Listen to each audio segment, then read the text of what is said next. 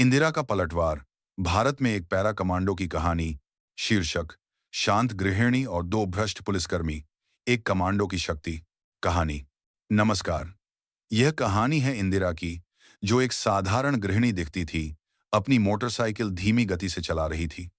बाजार से खरीदारी के बाद शांत होकर घर लौट रही थी। एक सुनसान मोड़ पर वर्दी पहने दो लोगों ने उसे रोका। उन्हें एहसास नहीं था कि उन्होंने अभी अभी कितनी बड़ी गलती कर दी है। शाम की धूप धीरे धीरे शहर के बाहरी इलाके में एक छोटे से गांव की लाल मिट्टी पर पड़ रही थी। इंदिरा जिस सड़क से गुजर रही थी वह शांत थी। कभी कभार ही कोई मोटरसाइकिल या खेत से लौटता राहगीर दिखाई देता था। वह अपनी मोटरसाइकिल मध्यम गति से चला रही थी। शाम की हवा उसके थके हुए चेहरे को छू रही थी। मोटरसाइकिल की पिछली सीट पर एक बड़ी टोकरी रखी थी, जिसमें सब्जियां, चावल, अंडे और मांस के कुछ टुकड़े थे, जो सवारी की गति के साथ हल्के से हिल रहे थे। आज का दिन थका देने वाला था, लेकिन उसका मन हल्का था। एक गृहिणी के लिए अपने परिवार के लिए राशन लेकर घर लौटने से ज्यादा संतोषजनक कुछ नहीं होता। पूरे रास्ते उसका मन शाम के खाने के मेनू में उलझा रहा। उसने सुबह ही मेनू तैयार कर लिया था। शायद आज रात वह अपने पति की पसंदीदा लौकी की सब्जी बनाएगी, साथ में तवा रोटी और तीखी लाल मिर्च की चटनी। या अगर बच्चे जल्दी घर आ गए तो वह उनके लिए साधारण लेकिन स्वादिष्ट देहाती पुलाव बना सकती थी। खाना बनाना इंदिरा के लिए केवल एक दिनचर्या नहीं थी। यह अपना स्नेह व्यक्त करने का उसका तरीका था।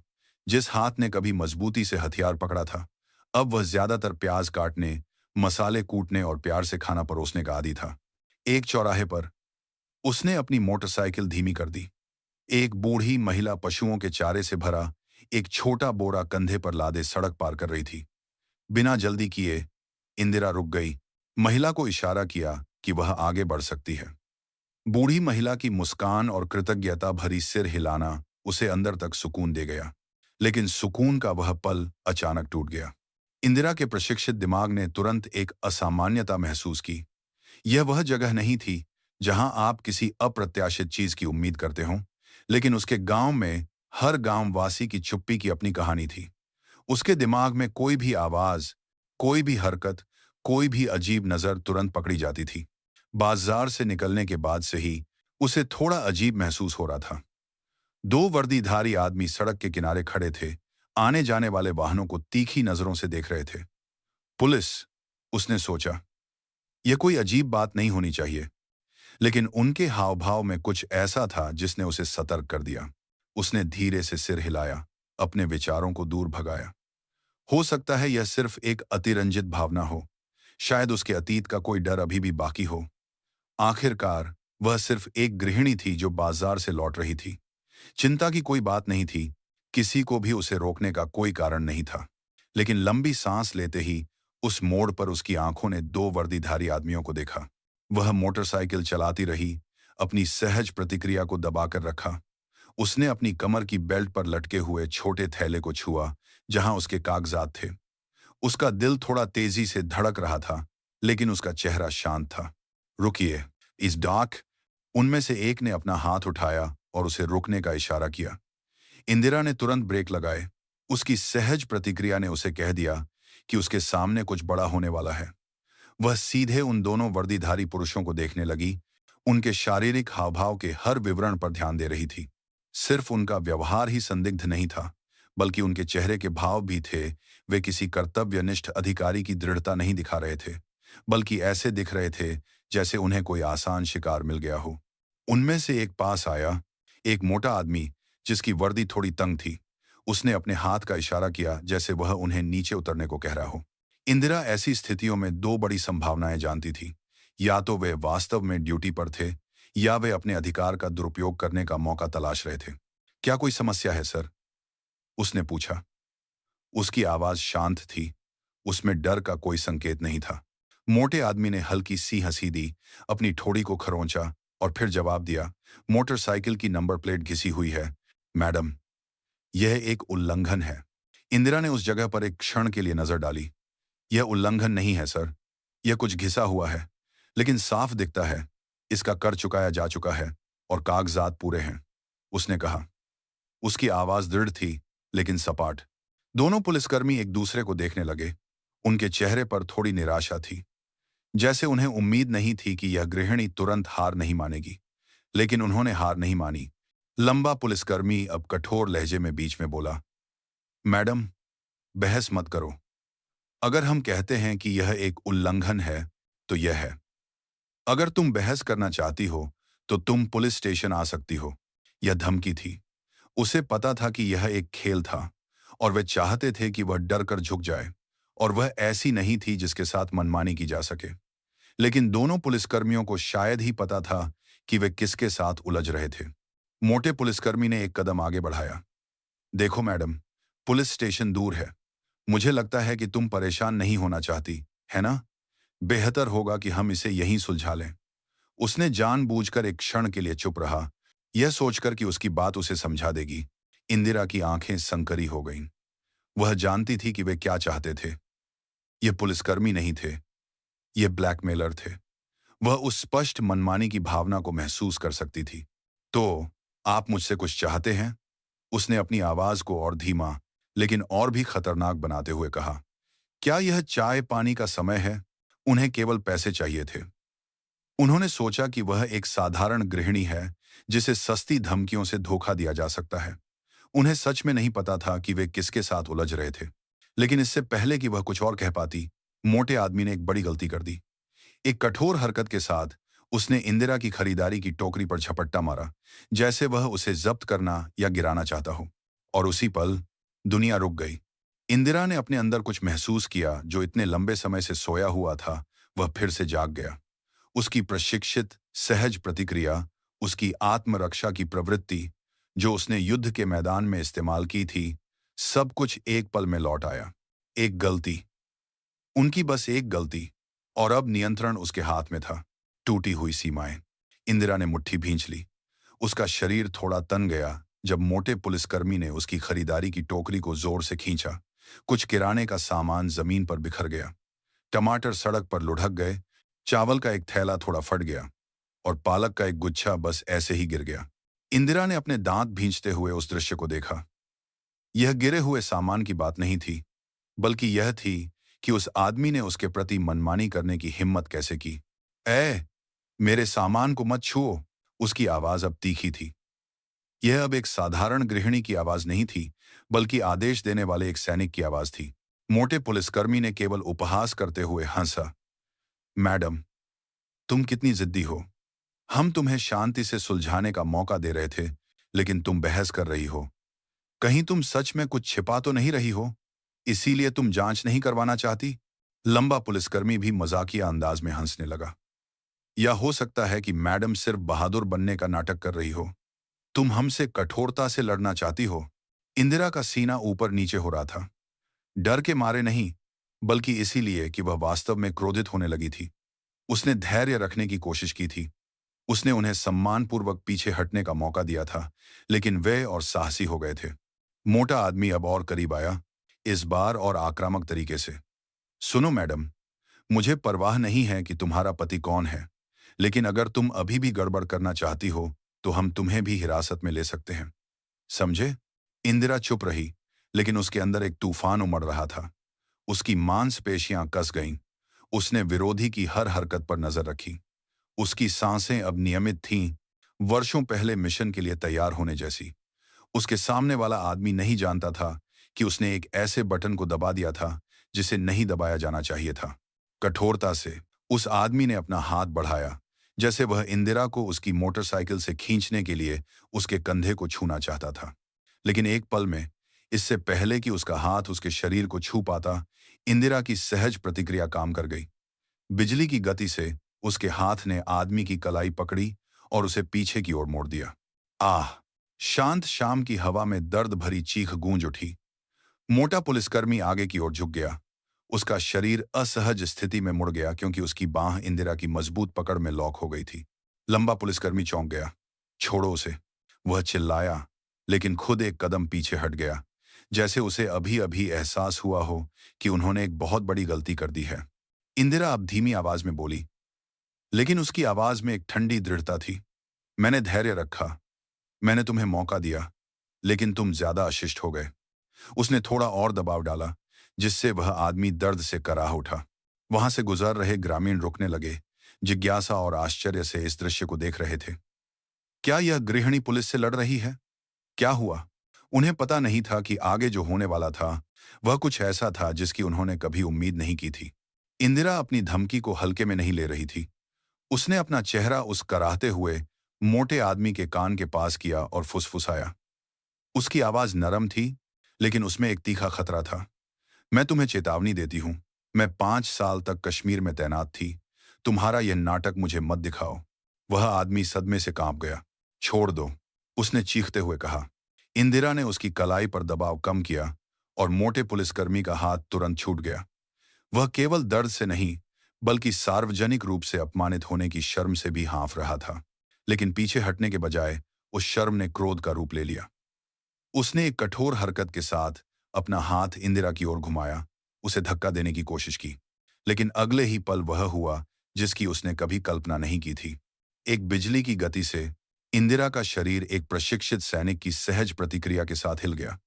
जैसे ही आदमी का हाथ उसे छूने वाला था, उसने उसे एक तेज हरकत के साथ एक तरफ हटा दिया, जिससे वह संतुलन खो बैठा और लगभग आगे गिर गया। आसपास के लोग चौंक गए। कुछ आपस में फुसफुसाए, वह महिला कौन है? उसकी हरकतें इतनी तेज कैसे हैं? लंबा पुलिसकर्मी अब वास्तव में स्थिति पर नियंत्रण खो चुका था। उसने आगे बढ़कर और धमकाने की कोशिश की। उसने अपनी उंगली इंदिरा की ओर उठाई। उसकी आवाज गुस्से से भरी थी। यह मत सोचो कि तुम ऐसे बच निकलोगी। हम मदद बुला सकते हैं। हम तुम्हें हमला करने के लिए गिरफ्तार कर सकते हैं। इंदिरा ने केवल हंसा। यह एक ठंडी, तीखी हंसी थी। तुम किसे गिरफ्तार करोगे? मुझे? क्या तुम जानते हो कि मैं कौन हूं? तुम दोनों ही सलाखों के पीछे होगे, उसने कहा। उसके शब्द हवा में गूंज उठे, जो उन दोनों पुलिसकर्मियों के अहंकार के मुखौटे को फाड़ रहे थे। उन्हें एहसास हुआ कि स्थिति उलट गई है। वे अब केंद्र बिंदु थे और पहली बार उनकी आंखों में डर था। भीड़ और घनी हो गई। ग्रामीण आपस में फुसफुसा रहे थे। फोन ऊंचे कर दिए गए। सामने हो रही हर घटना को रिकॉर्ड कर रहे थे। दोनों पुलिसकर्मियों के चेहरे पीले पड़ने लगे। उन्हें एहसास हुआ कि उन्होंने स्थिति पर नियंत्रण खो दिया है, लेकिन उनका गुस्सा और चोट पहुंचा हुआ अहंकार उन्हें टिके रहने के लिए मजबूर कर रहा था, यह उम्मीद करते हुए कि वे सब कुछ नियंत्रण से बाहर होने से पहले स्थिति को वापस पा सकते हैं। मोटा पुलिसकर्मी, जिसकी बांह अभी भी दर्द कर रही थी, अचानक हताश हो गया। बिना सोचे समझे उसने आगे बढ़कर इंदिरा की जैकेट को खींचने की कोशिश की। यह उसकी सबसे बड़ी गलती थी। बिजली की गति से इंदिरा ने उसकी कलाई पकड़ी और एक ही झटके में उसके शरीर को एक तरफ घुमा दिया। उसकी बांह फिर से लॉक हो गई। लंबा पुलिसकर्मी अपने साथी को असहाय देखकर चौंक गया। उसने आगे बढ़ने की हिम्मत नहीं की। इनक्रीस माकाम आपकी आज करने में एक पल में इंदिरा ने अपने घुटने को ऊपर उठाया, सीधे मोटे आदमी के पेट के निचले हिस्से पर मारा, वह जगह जहां दर्द सबसे ज्यादा होता है। धड़ाम! उस आदमी की चीख हवा में कट गई। वह बुरी तरह से हाँफने लगा और असहाय होकर इंदिरा की पकड़ में कराह उठा। वे दोनों शिकारी नहीं, बल्कि शिकार जैसे दिख रहे थे। इंदिरा ने उन्हें ऊपर से देखा। उसकी आवाज अब धीमी लेकिन अधिकार से भरी थी। यह कभी मत सोचना कि मैं सिर्फ एक साधारण गृहिणी हूं। मैंने तुम दोनों से ज्यादा खतरनाक विरोधियों का सामना किया है और मैं अभी भी खड़ी हूं। जो आदमी अभी भी उसकी पकड़ में था, वह केवल हल्का सा सिर हिला सकता था। उसकी आंखें डर से भरी थीं। अब वह जानता था कि उन्होंने गलत शिकार चुना था और इससे भी बदतर, उन्होंने सार्वजनिक रूप से खुद को अपमानित किया था। पहचान का रहस्योद्घाटन। भीड़ में पूरी तरह से चुप्पी छा गई। केवल पुलिसकर्मियों के हाँफने और कराहने की आवाजें आ रही थीं। तभी भीड़ में से एक बूढ़े आदमी ने, जिसने इंदिरा को पहचान लिया था, प्रशंसा से चिल्लाया, ओह मेरे भगवान! इंदिरा! मुझे अभी याद आया। क्या वह पूर्व पैरा कमांडो नहीं है? तनावपूर्ण माहौल अचानक और शांत हो गया। कुछ लोग एक दूसरे को देखने लगे और फिर अचंभे और प्रशंसा से भरे चेहरे के साथ इंदिरा की ओर देखने लगे। लंबा पुलिसकर्मी, जो अभी भी जमीन पर बैठा था, हकलाया, क्या? उसकी आवाज कांप रही थी, जैसे वह उम्मीद कर रहा था कि उसने जो सुना वह गलत था। उस बूढ़े आदमी ने जवाब दिया, हाँ, वह हमारी कमांडो है। 5 साल पहले उन्होंने अपनी सेवा पूरी की थी। उसकी आवाज शांत लेकिन तेज थी, एक चाकू जैसी। मोटा पुलिसकर्मी ने अपने होंठ काटे। उसके हाथ कांप रहे थे। अब वह सचमुच शब्दहीन था। इस बीच लंबा पुलिसकर्मी, जो शायद अभी भी वास्तविकता स्वीकार नहीं कर पा रहा था, थोड़ा लड़खड़ाता हुआ खड़ा होने की कोशिश करने लगा। उसने उन फोनों की ओर देखा जो अभी भी उनकी ओर थे, हर पल को रिकॉर्ड कर रहे थे। अब वह जानता था कि स्थिति उसके नियंत्रण से पूरी तरह बाहर हो चुकी थी, और इससे भी बुरी बात यह थी कि उन्होंने पूरे गांव के सामने खुद को शर्मिंदा किया था। लंबा पुलिसकर्मी आखिरकार खड़ा हो गया, हालांकि वह अभी भी लड़खड़ा रहा था। उसके चेहरे पर घबराहट थी, उसके माथे से पसीना बह रहा था। उसने अपने चारों ओर देखा, यह समझते हुए कि सभी आंखें उस पर और उसके साथी पर थीं, जो अभी भी जमीन पर बैठा हुआ था। मोटा पुलिसकर्मी, जो थोड़ी देर पहले दर्द से कराह रहा था, अब मुश्किल से उठने लगा, अपनी सुन्न पड़ी बाह को पकड़े हुए था। लेकिन उसका पहले वाला साहस अब खत्म हो चुका था। उसकी आवाज में अब कोई धमकी नहीं थी, उसके चेहरे पर कोई शातिर मुस्कान नहीं थी। जो बचा था वह केवल डर था। मैडम, हमें माफ कर दो, हम। उसकी आवाज कांप रही थी। झूठ, इंदिरा ने बीच में टोक दिया। उसने जवाब नहीं दिया। वह बस शांत खड़ी रही, उन्हें देखती रही जैसे वे बच्चे हों जिन्होंने कोई बड़ी गलती कर दी हो। यह सिर्फ एक गलतफहमी थी मैडम। हम बस यह सुनिश्चित करना चाहते थे कि तुम्हारी कागजात सही हैं। लंबे पुलिसकर्मी ने बहाना बनाया। झूठ, तुम बस पैसे मांग रहे थे ताकि मामला यहीं खत्म हो जाए। क्या यह गलतफहमी थी? कोई जवाब नहीं आया। दोनों पुलिसकर्मियों ने केवल आपस में फुसफुसाना शुरू कर दिया। एक बूढ़े आदमी ने आगे बढ़कर दोनों पुलिसकर्मियों को निराशा से देखा।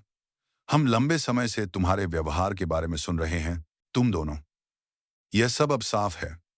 तुमने इससे पहले कितने लोगों को लूटा है? दोनों पुलिसकर्मियों ने जवाब नहीं दिया।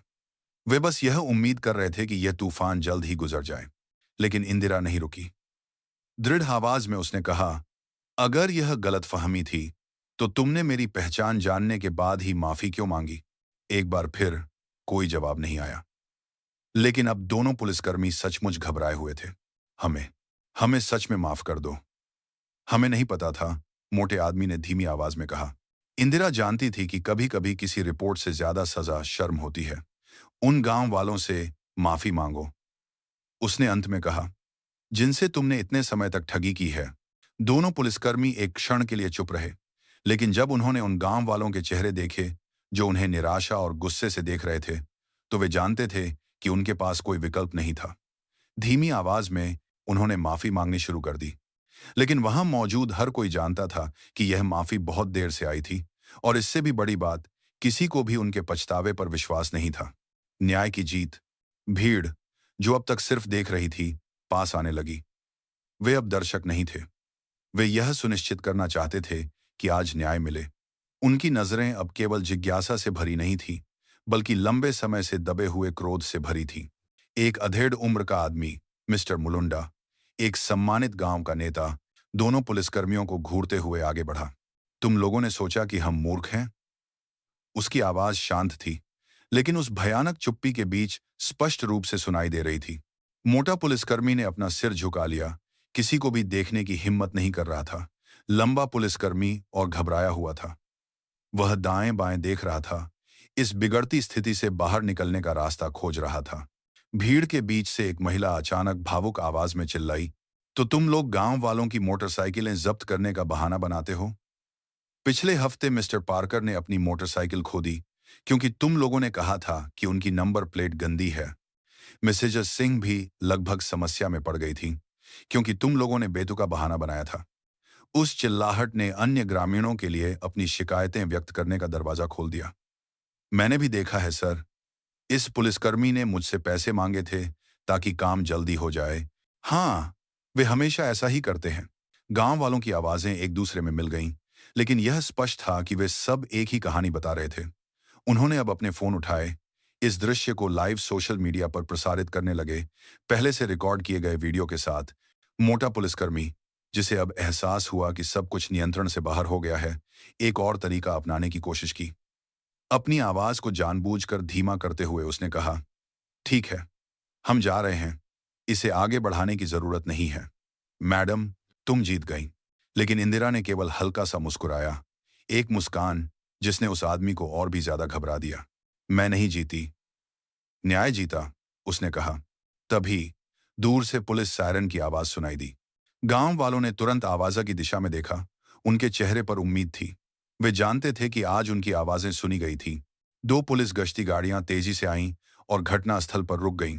उनमें से एक वर्दी में था, जिसका पद ऊंचा था। उसकी नजरें तेज थीं। वह तनावपूर्ण स्थिति का आकलन कर रहा था। वह दृढ़ कदमों से आगे बढ़ा। मोटे पुलिसकर्मी और उसके लंबे साथी के चेहरे पीले पड़ गए। वे घबराकर एक दूसरे को देखने लगे। अब भागने का कोई रास्ता नहीं था। उनकी ओर सभी आंखें, सभी कैमरे थे। नए आए पुलिस अधिकारी ने उन्हें निराशा से देखा। क्या यह सच है? उसने भारी आवाज में पूछा। मिस्टर मुलुंडा, जो ग्रामीणों के बीच खड़े थे, तुरंत जवाब दिया। यह सिर्फ सच नहीं है सर।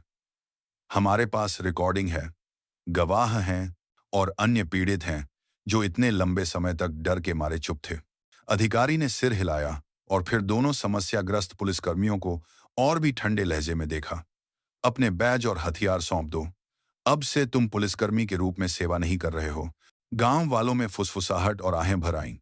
कुछ धीरे से जय जयकार करने लगे, जैसे उन्हें लग रहा था कि जो न्याय उन्हें कभी मुश्किल से मिलता था, वह आखिरकार उनके गांव में आ गया था। मोटा पुलिसकर्मी और ज्यादा पसीना बहाने लगा। उसके हाथ कांप रहे थे। सर, कृपया, यह सब गलतफहमी थी। हम समझा सकते हैं। उसकी आवाज लड़खड़ा गई। चुप रहो। अधिकारी ने उनकी ओर देखा। यहां कुछ भी छिपाने की कोशिश मत करो। कांपते हाथों से उन्होंने आखिरकार अपने बैज और उपकरण सौंप दिए, जो अब वर्दीधारी अधिकारियों की नहीं, बल्कि संदिग्धों की तरह दिख रहे थे। यह गांव वालों के लिए एक शक्तिशाली दृश्य था। एक सबूत कि अभी भी कानून लागू किया जा सकता है, कि सभी पुलिसकर्मी बुरे नहीं थे और आज अपराध को वास्तव में उसका फल मिला था। इंदिरा शांत खड़ी रही, सब कुछ देखती रही। उसे कोई गर्व महसूस नहीं हुआ, कोई जीत नहीं। उसे बस संतुष्टि महसूस हुई कि कम से कम वह कुछ कर सकी। इससे पहले कि भ्रष्ट पुलिसकर्मियों को ले जाया जाता, लंबे पुलिसकर्मी ने नफरत भरी नजर से इंदिरा की ओर देखा। लेकिन इंदिरा ने केवल हल्की सी मुस्कान दी और धीमी लेकिन तीखी आवाज में कहा, तुम लोगों को शुरू से ही सही रास्ता चुनना चाहिए था। इसके बाद सब कुछ खत्म हो गया। जब गश्ती गाड़ी उन पुलिसकर्मियों को, जो अब केवल संदिग्ध थे, लेकर चली गई, तो गांव वाले इंदिरा के पास आए। कुछ ने उससे हाथ मिलाया, कुछ ने उसकी प्रशंसा की। एक युवा महिला की आंखों में चमक थी। मिस्टर मुलुंडा ने मुस्कुराते हुए उसका कंधा थपथपाया। यह गांव आपका अणी है, इंदिरा। धन्यवाद। इंदिरा ने केवल हल्की सी मुस्कान दी और फिर अपनी मोटरसाइकिल पर वापस आ गई, जो अभी भी सड़क के किनारे खड़ी थी। उसकी टोकरी, जिसे एक बार अस्त व्यस्त किया गया था, अब गांव वालों ने करीने से व्यवस्थित कर दी थी। उसका सामान फिर से इकट्ठा कर दिया गया था। उसने अपनी मोटरसाइकिल स्टार्ट की, घर लौटने के लिए तैयार थी। उसके लिए आज बस एक छोटी सी लड़ाई थी। उसका जीवन अभी लंबा था और चुनौतियां अभी भी सामने थीं। एक गृहिणी की कहानी, जो एक सच्ची कमांडो निकली।